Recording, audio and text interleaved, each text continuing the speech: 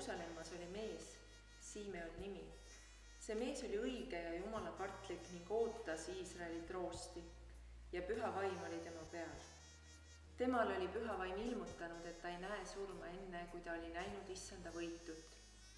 Ja ta tuli vaimu sunnil püha kotta ja kui vanemad lapsukese Jeesuse sinna tõid, et tema pärast teha käsuõpetuse kombe järele, siis ta võttis tema sülle, kiitis Jumalat ning ütles: Issand, nüüd sa lased oma sulase rahus minna oma sõna järele, sest mu silmad on näinud sinu päästet, mille sa oled valmistanud kõigi rahvaste nähes, valguseks, mis peab ilmuma paganaile ja auhiilguseks oma rahvale Iisraelile.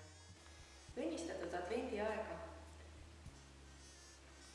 Mees Simeon ootas Jeesusega kohtumist.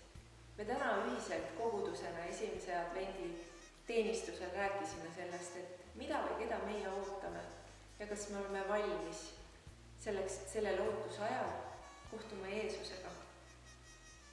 Soovitan kõigile, et me leiaksime piibliraamatu kaudu need mõtted ja need ilmutused, mida ja miks me ootame.